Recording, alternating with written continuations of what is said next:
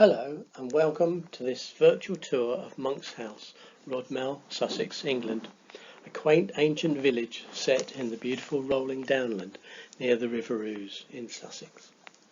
My name's Chris Cook. I've been a room guide at Monk's House for over 5 years now and I love every minute of it.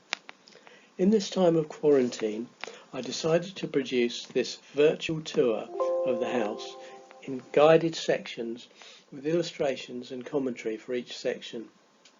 I shall start with a little bit about the house itself and the conservatory, then I shall go room by room throughout the rest of the house and garden.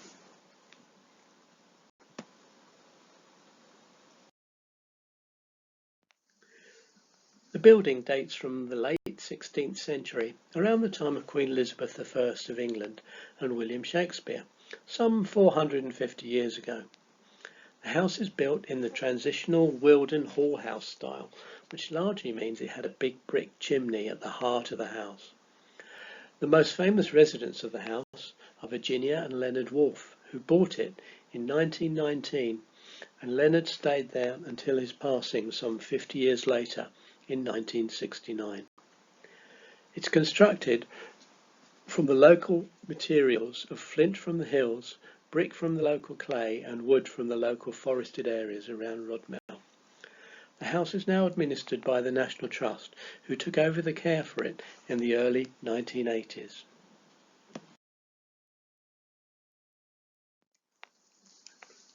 You enter the property through the gate to the west of the house.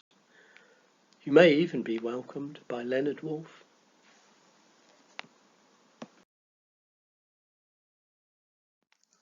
The path takes you round the side of the house, past the Italian garden to the right. Then you continue round the back of the house and you will end up into the magnificent garden created largely by Leonard Woolf.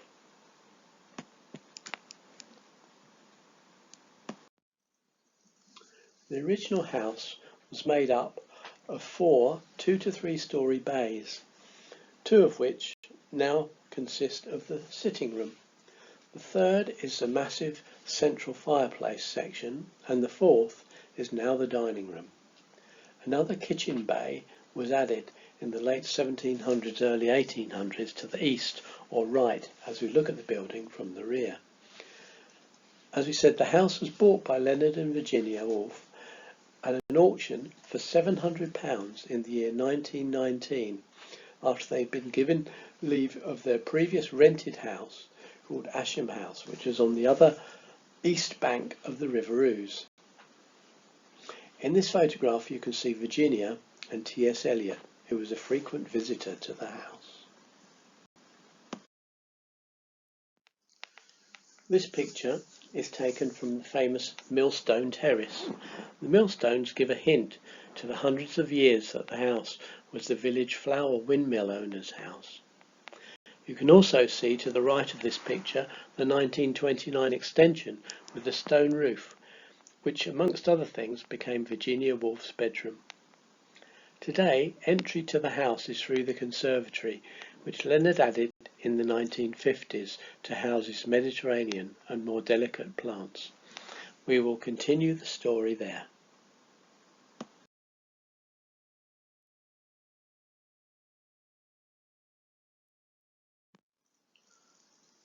As we mentioned, the conservatory was added by Leonard in the 1950s. It's filled with wonderful plants and the fragrances of the Mediterranean. The conservatory is still home to many of Leonard and Virginia's old gardening tools.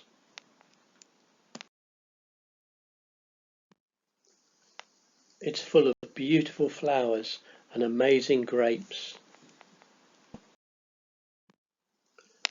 And throughout the year it comes alive with plants like the angel's trumpet or brugmansia, papyrus and many cacti which Leonard really cherished.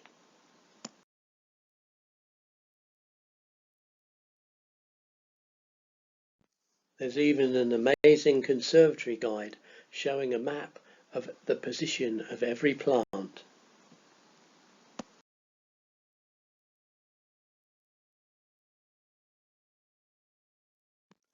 At one point in the conservatory, it's even possible to glimpse the original flint rubble construction of the south elevation of the house.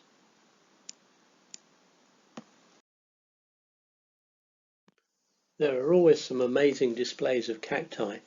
Leonard had a heated greenhouse at the bottom of the garden, which his gardener, Percy Bartholomew, used to have to stoke all throughout the winter to keep his cacti alive and in good health. He used to come in at 6 o'clock in the morning to do it. Through a low, ancient doorway, down some steps, you enter the house proper. Virginia's niece, Angelica, described it more like stepping down into a boat. Once inside, the best place to start is to the left, in the sitting room, and I'll continue there with the next video. If you have any questions, please don't hesitate to ask in the comments. I'll endeavour to answer them in all good time.